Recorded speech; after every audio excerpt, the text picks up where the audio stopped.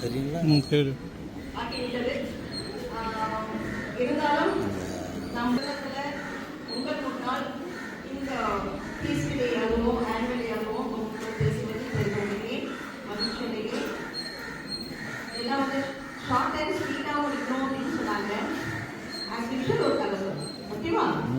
அதுதான் மண்டையில் இருக்கும் இல்லைன்னா ஸோ என்னன்னாக்கா ஒரு இங்கிலாந்துல பார்த்தீங்கன்னாக்கா அரண்மனை சொல்லியா, அரண்மனையில் யார் இருப்பா? இளவரசர் இருப்பாங்க. ஸோ அவருக்கு ஒரு பையன் இருக்கான். அந்த அரண்மனை பார்த்தீங்கன்னா ஒரு 50 ஏக்கர் பெரிய இடம்.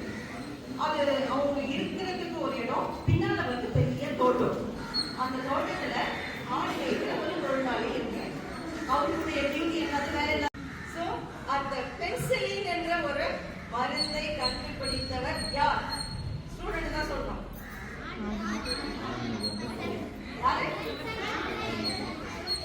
நீ வந்து என் பையனை காப்பாற்றிட்டேன், உனக்கு வந்து நல்லா நான் கொடுக்குறேன், இவ்வளோ இடம் கொடுக்குறேன், நிறைய பொட்காஸ்ட் கொடுக்குறேன் அப்படின்னோடனே என்ன மனசு எப்படி அளப்பாயும்? உண்மையில அப்பா உட்காந்து நம்ம சாப்பிடலாம், நம்ம வாழ்நாளை கழித்து விடலாம் என்று நம்ம என்ன பண்ணுவோம்? ஓகே ஓகே, எனக்கு வந்து இத்தனை ஏக்கர் இடம் ஏறி வச்சுடுங்க, இத்தனை பொட்காஸ்ட் கொடுத்துருங்க அப்படின்னு கேட்டுருக்கோம்.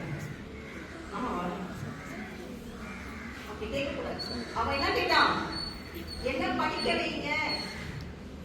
அன்றைக்கு அவன் படித்ததனால் இன்று 2 கோடி மக்களின் உயிரை வந்து அந்த பென்சிலின் என்ற மருந்து தான் காப்பாற்று. ஓகேவா? அந்த மாதிரி நம்ம என்ன பண்ணுவோம்? படிக்கணும். படிக்க வேண்டிய வயதில் படிக்கணும். தேவையில்லாம எதையாவது திங்க் பண்றது, யார் மேலேயாவது பழிய போடுறது, யாரோ செஞ்ச தப்ப யார் மேலே பழிய போடுறது, அந்த மாதிரி இருக்கக்கூடாது.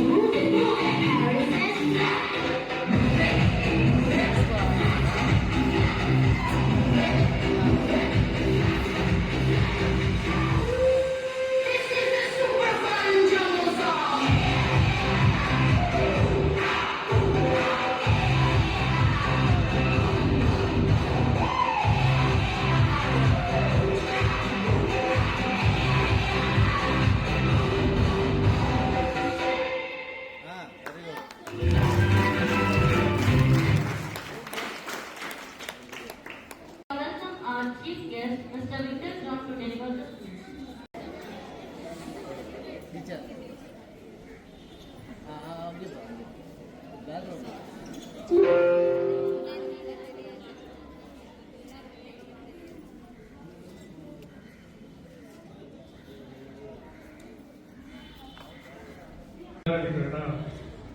மேடம் எங்க நின்னாலும் தெரியும். நான் மேடம் நின்னாதான் இதெல்லாம் தெரியும். அவங்க கேரிஸ்மா அப்படி. என்னுடைய கேரிஸ்மா நான் வளர்த்துறதுக்கு சப்போர்ட்டிவா நான் மைக் யூஸ் பண்றேன். இந்த ஸ்டேஜ் அனைவருக்கும் காலை வணக்கம். இந்த அண்ணம்மாள் திருவிழாவில் நம்முடைய அண்ணம்மாள் பள்ளியில் ஆண்டு விழாவை பங்கேற்பதில் நான் பெருமை அடைகிறேன். வந்திருக்கும் தாளாளர் என்னுடைய நீண்ட நாள் நண்பர் இன்முகத்தார் தந்தை ரொசாரியோ அவர்களுக்கும் உதவி தந்தை வின்சென்ட் அவர்களுக்கும் என்னுடைய நீண்ட நாள் நண்பர் 30-40 வருஷம் இருக்கும் என்னுடைய இன்ஜினியர் அண்ணாமாரி தயாபதி அவங்க பேர்ல வந்து அண்ணம்மா இருக்காங்க இருக்காங்க. தயவுனா இறக்கம். தயாபதினா ஒரு தயாபதினா தெரியுமா? தயாபதி என்பது ஒரு ராகம். அவன் பேசும்போது அந்த ராகம் இருக்கும், அவன் மனசுல தயவு இருக்கும். அந்த பள்ளியை நான் வருஷத்துக்கு முதல்ல வரேன். அந்த பள்ளியை வருடம் முழுவதும் தாங்கி பிள்ளைகளை விட அன்பாக நடத்தி செல்கிற அண்ணமாரி தயாபதி அவர்களுக்கும் வந்திருக்கிற பிள்ளைகளின் பெற்றோர்களுக்கும் ஆசிரியர் பெருமக்களுக்கும் என்னுடைய மாணவ செல்வங்களுக்கும் என்னுடைய முதற்கண் வணக்கத்தை தெரிவித்துக் கொள்கிறேன். இந்த பள்ளிக்கு கடந்த 36 வருடமாக வந்து கொண்டிருக்கு. 90 நான் வந்த இந்த பாண்டிச்சேரிக்கு 90 வந்ததுல இருந்து இங்க வந்து 36 வருஷம் இந்த பள்ளியின் வளர்ச்சியையும் பள்ளியில் நடக்கிற பெரிய காரியங்களிலும் கலந்து கொண்டு இருக்கிறேன். என்னுடைய மகன் எங்க படித்தான் தெரியுமா உங்களுக்கு? நான் பேங்க்ல வேலை செஞ்சேன். என்னுடைய மகன் இந்த பள்ளியில படிக்கும். ஏன் படித்தான்னு கேள்வி. எனக்கு ஒரே பையன் தான். அப்போ வந்து 400 பசங்க தான் இந்த ஸ்கூல்ல 400 பசங்க. பையன் வந்து டவுன் டு டவுன் சைட். அவனுக்கு வந்து கார்பரேட் ஸ்கூல்ல வந்து அவனால வந்து கோப்பப் பண்ண முடியாதோ அப்படின்ற ஒரு சூழல். டாக்டர்ஸ் வந்து படிக்க மாட்டான், சோசியலா அக்செப்டபிளா இருக்க மாட்டான் அப்படின்னு சொன்னான். ஸோ அந்த சேஃபான ஒரு தமிழ் மீடியம் ஸ்கூல் அவன் வளர்ந்து ஏதுவான ஸ்கூல் எதுன்னு தேடும் போது இந்த பள்ளி எனக்கு சூட்டபிளா அமைந்தது. அதனால நான் 1ஆம் கிளாஸ்ல வந்து இங்க கொண்டு வந்து சேர்த்து இந்த பள்ளி அவனை வளர்த்து 4வது வருஷம் தான் படிச்சான். இங்க இருந்த 400 பேருக்கும் ஆலயம் தெரியும், ஆலயனுக்கும் அந்த 400 பேருக்கும் தெரியும். அப்படி வந்து அந்த சோசியல் அக்செப்டன்ஸை வளர்த்து விட்டது இந்த பள்ளி தான். ஏன் இதை சொல்றேன்னா, அந்த சோசியல் அக்செப்டன்ஸ், அந்த சோசியல் மிக்சிங் அது இப்ப கொஞ்சம் கொஞ்சமா குறைஞ்சிட்டு வரும். கொஞ்சம் இல்லை, நிறையவே குறைஞ்சிட்டு வரும். உங்ககிட்ட மட்டும் இல்ல, மனிதர்களிடமே அந்த சோசியல் அக்செப்டன்ஸ், அந்த ஒருவரை பார்த்துக் கொள்வது, ஒருத்தருக்காக பரிதாபப்படுவது, ஒருத்தருக்காக செய்வது, இறங்குவது, மற்றவர்களுக்காக வாழ்வது குறைந்து கொண்டு வருகிறது, இல்லாமல் போய்கொண்டிருக்கிறது. புரியுது அவனுக்கு? முன்னாடியெல்லாம் வந்து ஒரு இறந்த ஆணவம் ஒருத்தவங்க வீட்டுல வந்து ஊரே இருக்கும். இப்போ இறந்த ஆணவம் ஒரு வீட்டுல வந்து அவங்க சொந்தக்காரன் கூட இருக்க மாட்டாங்க, அவங்க பிள்ளைகளே இருக்க மாட்டாங்க. காரணம் என்னன்னா, பிள்ளைகளுக்கு இல்லை. வெளிநாட்டில் இருக்காங்க, மரபுடியில பணமான் பழனிகளை அடக்கம் பண்ணிடுங்க அப்படின்னு சொல்ற அளவுக்கு அந்த சோசியல் ட்ரைனஸ்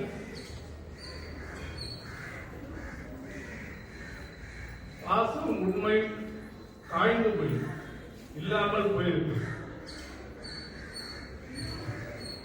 இந்த பள்ளி உயர்நிலை பள்ளி இருக்கும்போது பள்ளி பருவம் தான் வந்து ஒருத்தருடைய வாழ்வில மிகவும் சிறப்பான பகுதி, முக்கியமான பகுதி இந்த பள்ளி பகுதி தான். அதுக்கப்புறம் நீங்க காலேஜ் படிக்கலாம், அதுக்கப்புறம் பிஎஸ்சி படிக்கலாம், டாக்டர் படிக்கலாம்.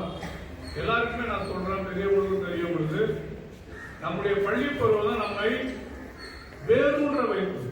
இங்கதான் நீங்க வேறு விடுவீங்க. ஒரு செடி, ஒரு மரம் வளரணும்னா அதனுடைய வேர் முக்கியம். அது மரமா வர்றதுக்கு முன்னாடி 10 நாட்கள் அது வந்து வேற விட்ட பிறகுதான் அது வந்து மரமாக வளரும். அந்த வேர் ஆழமானதாக இல்லாமல் இருந்தால் கொஞ்ச காலம் வளரும், அதன் பிறகு அது காற்றடிக்கும், மழை அடிக்கும், அது விழுந்துவிடும். அந்த வேர் நல்ல வேராக இருந்ததுன்னா எந்த மழையை பார்த்தாலும் அது விழாது. இயேசு என்ன சொன்னார்னா, பைபிள்ல சொல்லியிருக்காரு, ஒரு வீடு கட்டுறவன் எப்படி கட்டுவான்னா ஒரு கல் பாறை மேல நல்லா ஆழமா பவுண்டேஷன் எடுத்து கட்டுவோம். அந்த வெயில் அடித்தா, மழை அடித்தா, காற்று அடித்தா அந்த பில்டிங் வந்து விழாது. சுலபமா கட்ட நினைப்போம், ஒரு மணல்ல போய் கட்டுவான், சீக்கிரமா கட்டிடுவான், சுலபமா கட்டிடுவான்.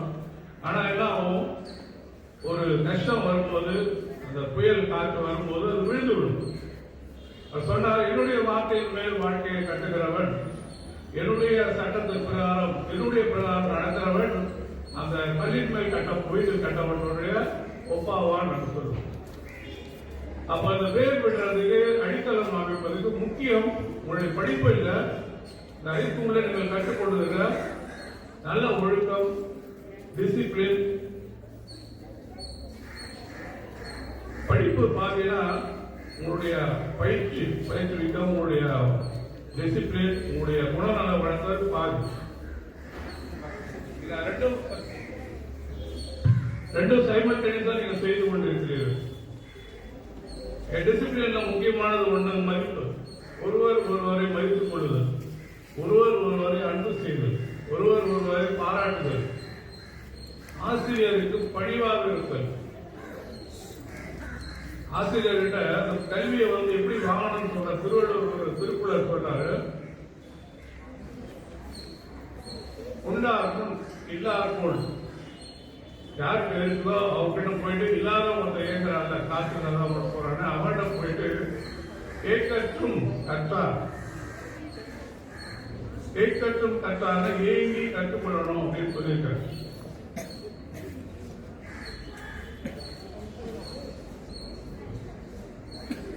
அப்படி கல்லாதவர் கடையாரே கல்லாதவர் அப்படின்னு சொல்லியிருக்காரு.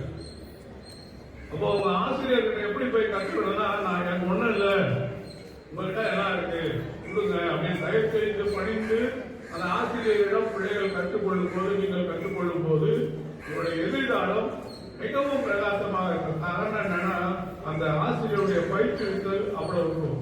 படிப்பு முக்கியம். நீங்க படிக்கிற படிப்புலாம் உங்களுக்கு வாழ்க்கைக்கு பயனாகுமா என்று தெரியாது. நான் படித்த கணிதம், நான் படித்த கெமிஸ்ட்ரி, நான் படித்த பிசிக்ஸ் வந்து என் வாழ்க்கையில ஒரு இடத்துல கூட வந்து யூஸ் ஆகும், ஒரு இடத்துல கூட யூஸ் ஆகல. ஃபார்முலால மனப்பாடம் பண்ணி படிப்போம். எதையாவது நீங்க ஃபார்முலா யூஸ் பண்ணி எங்கேயாவது பார்க்குறீங்களா? படிக்கிற படிப்பெல்லாம் ஒரு பக்கம் வேஸ்ட்ன்னு சொன்னா, உங்களுடைய பயிற்றுவிக்கிறதுனால படிக்கிறீங்க வழியை வந்து உங்களுடைய நாலேஜ் வந்து படிப்புல வரது. ஸோ கிடைக்கப்பட்டிருந்த வாய்ப்பை நீங்கள் அழகாக பயன்படுத்திக் கொள்வோம். ஏன் சொல்றேன்னா, உங்களுடைய எதிர்காலம் இப்ப இருக்கிற நிலைமை ரொம்ப மோசமா இருக்கு. நீங்க அடிக்கடி கேள்விப்படுற ஒரு வார்த்தை பற்றி சொல்ற ஒரு முறை ஏஐ. அதுல ஏஐ அடங்கியிருக்கு. எல்லாமே தனக்கென செய்து கொள்கிற ஒரு கருவி. எதிர்காலத்தில் உங்களுக்கு வேலை இருக்காது. எதிர்காலத்தில் நீங்க வெளியே போயிட்டு ஒருத்தர்கிட்ட பேச முடியாது. எதிர்காலத்தில் உங்களுடைய ஒப்பீனியன் சொல்ல ஒரு ஆள் இருக்காது. ரீசெண்டா ஒரு ஆர்டிகல் படித்த கேள்விப்பட்ட போன வாரம், சைனால மிகப்பெரிய டிமாண்ட் எதுக்கு இருக்கு தெரியுமா? Robotic companion. கேள்விப்பட்டிருக்கீங்களா? Robotic companion. பேசுறதுக்கு ஆள் இல்லை. அதனால ரோபோவை வாங்கி ரோபோ கூட பேசிட்டு இருக்காங்க, பல இடத்துல செலவு பண்ணி. அது ரோபோ என்னதான் பேசி கொஞ்ச காலத்துல உங்களுக்கு அந்த நிலைமை தான் வரும். உங்களுக்கு வேலை கிடைக்காது. எலான் மஸ்க் உலகத்திலே பெரிய பணக்காரர். அவர் ஒரு இன்டர்வியூ கொடுத்தார் கொஞ்ச நாள் முன்னாடி. 5 வருடம் இல்ல 10 வருடம் அவர் பெரிய பணக்காரர். அவர் தான் அந்த ஏஐ உருவாக்குறது ஒரு பெரிய ஆளு. அவர் சொன்னார் 5 வருஷம் இல்ல 10 வருஷம் நீங்க உங்களுடைய உரிமை, மனிதனுடைய உரிமை பறிபோயிடும். மனிதனால் ஒன்றும் செய்ய முடியாது, மனிதன் ஆளப்படுவான் அப்படின்னு அவர் சொல்லியிருக்காரு. எல்லாமே controlled by internet, robotic intelligence. அப்போ நீங்க கொஞ்சம் கொஞ்சமா உங்களுடைய எல்லாமே இழந்துட்டீங்க. மரியா தயாவதி அம்மா வந்து அழகா சொன்னாங்க, கண்ணு போச்சா முன்னாடி கண்ணாடி போடாம எல்லாரும் நிறைய பேர் கண்ணாடி போடாதான். இப்ப பாத்தீங்கன்னா பாதிக்கு மேல கண்ணாடி போடுறாங்க. காரணம் என்னன்னா உங்களுக்கு தூக்கம் போச்சு. எந்த பிள்ளைகளும் வந்து 2 மணிக்கு முன்னாடி படுக்கிறது, காலையில 11 மணிக்கு முன்னாடி வீட்டுனால எழுந்திருக்கு. அப்போ தூக்கம் போயிட்டு உங்களுடைய பார்வை போயிட்டு உங்களுடைய பெற்றோர் இப்பெல்லாம் வந்து பெற்றோருக்கு என்ன சொல்றாங்கன்னா, நான் உன் பிள்ளையா இருக்க உனக்கு குத்த வைக்கிறது. அப்பெல்லாம் வந்து திருவள்ளுவர் சொல்லுவாரு, என்ன போடுறேன்னு சொல்லுவாரு. இந்த பிள்ளைய பற்றி அவரு என்ன லாபம் எடுத்தாரு அப்படின்னு சொல்றது பலமான போது. இவன் சொல்றான் அப்ப அப்பாவை பார்த்து, அதான் பிள்ளையா இருந்திருக்கு, நீதான் குத்து வைக்கணும். உனக்கு தெரியாதுப்பா, உனக்கு தெரியாதுமா, நாலாம் கிளாஸ் பையன் சொல்றான். 4ஆம் கிளாஸ் 5ஆம் கிளாஸ் பையன் அப்பா அம்மா கிட்ட உனக்கு தெரியாது. ஏன்னா அவன் பிறந்ததுல சாப்பாடு கொடுக்குறதுக்கு கண்ட மாதிரி மொபைல் கொடுத்துருக்காங்க. அந்த காலத்துல தானாட்டி பாராட்டி கீழ் ஊட்டி அந்த தாய் வந்து கதை சொல்லி அது பிள்ளைய வளர்த்தாங்க, பாசத்தோடு வளர்த்தாங்க. இப்போ அந்த பாசம் அங்கவே ட்ரை ஆயிடுச்சு. அப்ப எப்படி திரும்ப உங்களுக்கு பாசம் வரும்? பைபிள் என்ன சொல்லி இருக்கு, கடைசி நாட்களில் நீங்கள் மிருகத்தால் ஆளப்படுவீர்கள். மிருகம்னா பேசும் மிருகத்தால் ஆளப்படுவீர்கள் ரெவலேஷன் சொல்லி. பேசும் மிருகம்னா என்ன? நீங்க சொன்னாரு, எலன் மஸ்க் சொன்னாரு, 10 வருஷத்துல உங்களுக்கு உரிமையே பறி போயிடும், மனுஷனால ஒன்றும் செய்ய முடியாது சொன்னாலும் அதுதான். 10 வருஷம் எனக்கு ரொம்ப காலம் கூடிய சீக்கிரம் பார்த்தீங்கன்னா வளர்றதுக்கு முன்னாடியே வந்து உங்க உரிமை பறி போயிடும். அப்போ அவர் என்ன சொல்லியிருக்காரு, 10 வருஷத்துக்கு அப்புறம் உங்களுக்கு வேலை இருக்காது, நீங்க வந்து வேலைக்கு போக வேண்டாம், வீட்டிலே இருக்க, கவர்மெண்ட் உங்களுக்கு எல்லாமே கொடுத்துரும். உங்க வீட்டுக்கு சாப்பாடு உங்களுக்கு எல்லாமே வீட்டுக்கு வந்துடும், நீங்க வீட்டுல இருந்தா போதும், எல்லாத்தையும் வந்து மிஷன் பார்த்துட்டு அவரே சொல்லியிருக்காரு. அவர் சொன்னாதான் நடக்கும். ஏன்னா உலகத்திலே வந்து பல மடங்கு படம் வச்சிருக்காரு. ஒரு உலகத்தை ஆட்டி படைக்க போறவர் அவருதான். இப்ப இன்னொரு 10 வருஷம் நீங்களா வீட்டுல தான் இருப்பீங்க. வேலைக்கு போகணும்னு நினைச்சாலும் போக முடியாது. நான் வந்து பயமுறுத்தல கூட, இதுதான் சிச்சுவேஷன். ஸோ இது எல்லாத்துக்கும் வந்து கடைசி தான் சொல்யூஷன் அப்படின்னு சொன்னேன். நான் சொன்னல முதல்ல அன்பு. கடைசி காலத்தில் பைபிள் சொல்லி அன்பு கனிந்து போகும் அப்படின்னு சொல்லி.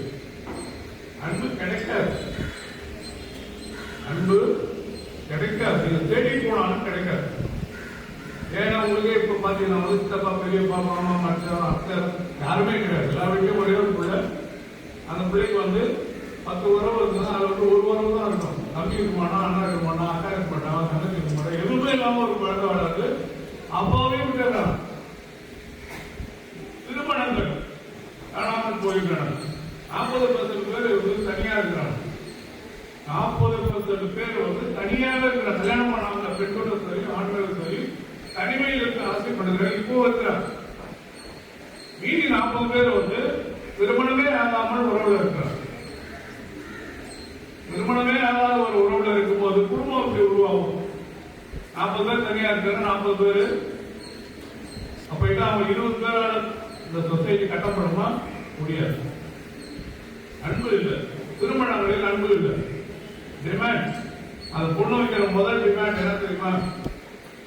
இப்பெல்லாம் வந்து மாப்பிள்ளை வீட்டுல டிமாண்ட் வைக்கிறது எல்லா டிமாண்டுமே பொண்ணு வீட்டுல தான். கிட்டத்தட்ட ஒரு 25 டிமாண்ட் வைக்கும் பொண்ணு. அதில் முதல் டிமாண்ட் என்ன தெரியுமா? ஒரே டிமாண்ட், குழந்தை பெற்று நம்ப மாட்டேன். எங்க அம்மா சொன்னாங்க, அப்பா சொன்னாங்க, தாத்தா சொன்னாங்கன்னு சொல்லி வந்து எனக்கு குழந்தை பெற்றுக்க. அப்புறம் இது கல்யாணம் பண்ணணும். காரணம் என்னன்னா அந்த அன்பு இல்லை. ஒரு குடும்பத்தை வளர்க்கணும், என் பிள்ளைய பெற்று எடுக்கணும், பிள்ளைய வளர்க்கணும் அப்படின்ற அன்பு இல்லை. அன்பு தனித்து போகும் காலத்தில் வாழப்போகிற பிள்ளைகள். ஆகவே நான் என்ன சொல்றேன், இந்த நாள்ல அன்புக்கு முதல் உரிமை கொடுங்க. ஒருத்தர் மதிக்க கற்றுக் கொள்ளுங்கள். கிடைக்கிறவர்கிட்ட அன்பா இருங்க. நீ வேணாம், நீ வேணாம், நீ வேணாம், அதே வேணாம், இது வேணாம், அது வேணாம், நான் யாருக்கு விருப்பப்பட்டேன், ஐ வாஸ் ஃபீட்பேக். இறுதினா இப்பவும் அன்பு கிடைக்காது, இன்னொரு 10 வருஷம் உனக்கு ஒண்ணுமே கிடைக்காது. புரியுதா புரியுதா? அதனால என்ன செய்ய போறீங்க? எப்படி இருக்க போறீங்க? யாருக்கு அன்பா இருக்க போறீங்க? எல்லாருக்கையும் அன்பா இருக்கு. எதிரிகள் நம்மளோட அன்பு இயேசுதான் சொன்னாரு, love your enemies, do good to those who hate you அப்படின்னு சொல்றாரு. என்ன சொல்றாரு? love your enemies, do good to those who hate you. உனக்கு விருப்பவர்களுக்கு நீ நல்லது செய், எதிரியை அடுத்து செய். உன் ஃப்ரெண்டை பார்த்து அடுத்து செய்வது ரொம்ப சுலபம். உனக்கு பிடிச்ச பொண்ணையா உனக்கு பிடிச்ச ஆணையா அடுத்து செய்வது ரொம்ப சுலபம். எதிரியை அடுத்து செய்வது கஷ்டம். அதுதான் சொன்னாரு. ஆனால் பள்ளியில படிக்கும் போது நிறைய ஃப்ரெண்ட்ஸ் அடுத்த மரியாதையோட இருக்க. உங்க எல்லாருக்கும் அண்ணம்மா நாள நிறைய பேர் அண்ணம்மா இருக்காங்க. நம்ம இன்ட்ரோடியூஸ் பண்ண புத்தகம் அண்ணம்மா இருக்கு. டீச்சர் அண்ணாமலை டீச்சர் இருக்காங்க. தயாவதி டீச்சர். இந்த பீஸ் நாளில் உங்களை எல்லாருக்கும் அன்பா இருக்கும்போது ரிக்வஸ்ட் பண்ணி கேட்டுக்கொண்டு அந்த வாய்ப்பை கொடுத்து உங்க அனைவருக்கும் நன்றி கூறி விடைபெறுகிறேன். நன்றி, வணக்கம்.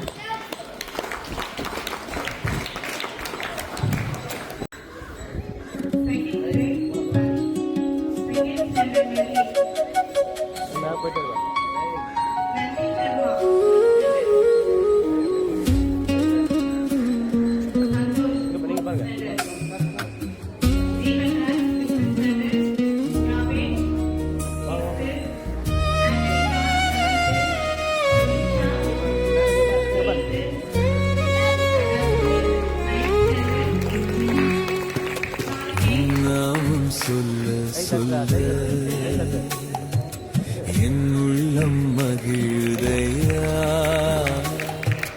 என் வாழ்வில் மெல்ல மெல்ல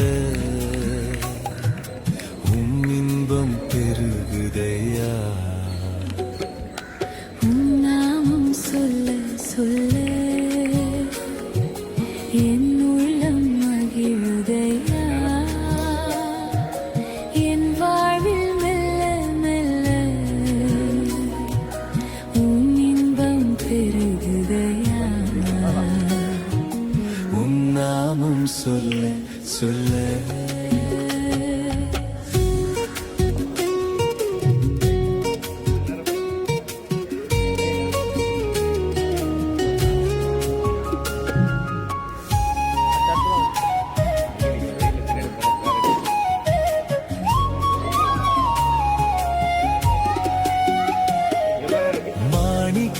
தேரோடு காணிக்கை தந்தாலும் உமக்கது ஈடாகுமா? உலகமே வந்தாலும் உறவுகள் நின்றாலும் உமக்கது ஈடாகுமா?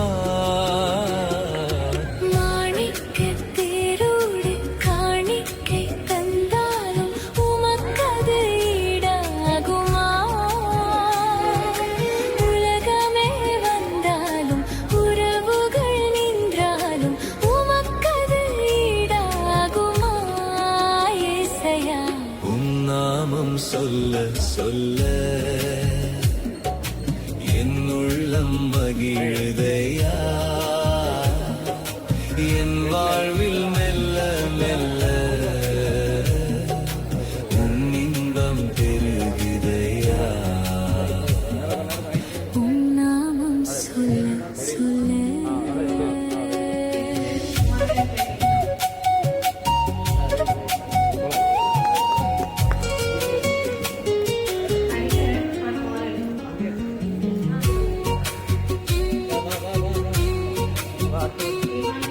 பாலென்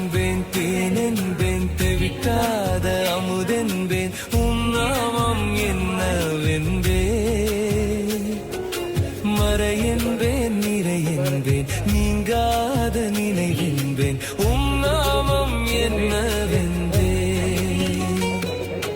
பாலென்பேன் தேனென்பேன் தெவிட்டாத அமுதென்பேன் நாமம் என்னவென்பேன் மறையென்பேன் நிறையென்பேன் நீங்காத நினைவென்பேன் நாமம் என்னவென்பேன் நாமம் சொல்ல சொல்ல என் உள்ளம் மகிழுதையா என் வாழ்வில் மெல்ல மெல்ல இன்பம் பெருகுதையா நாமம் சொல்ல சொல்ல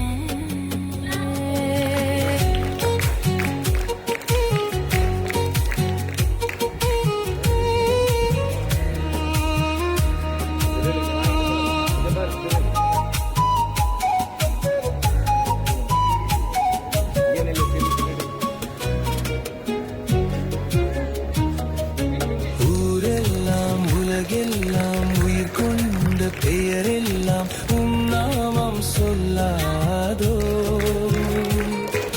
பாரெல்லாம் வாழ்கின்ற படைப்புகள் எல்லாம் நாமம் புகழாதோ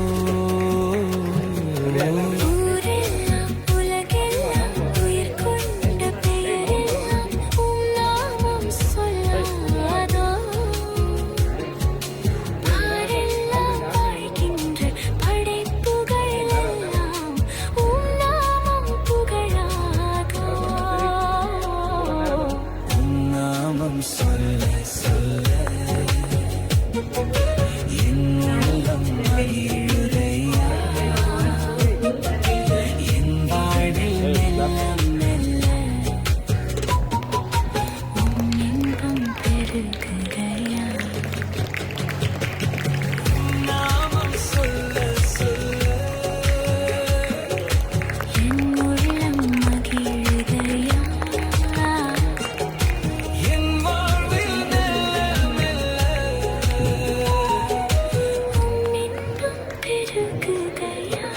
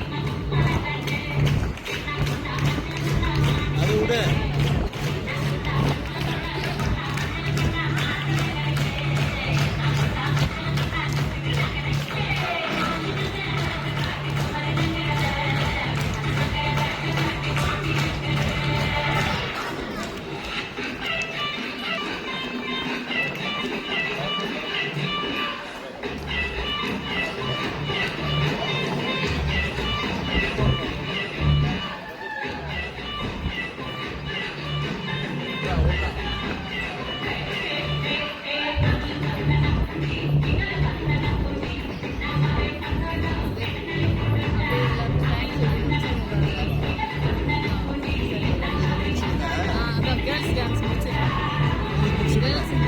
கேர்ள்ஸ் டான்ஸ் முடிச்சுட்டு அப்படியே மேக்ஸ் அப்படியே அப்படியே முடிச்சுட்டு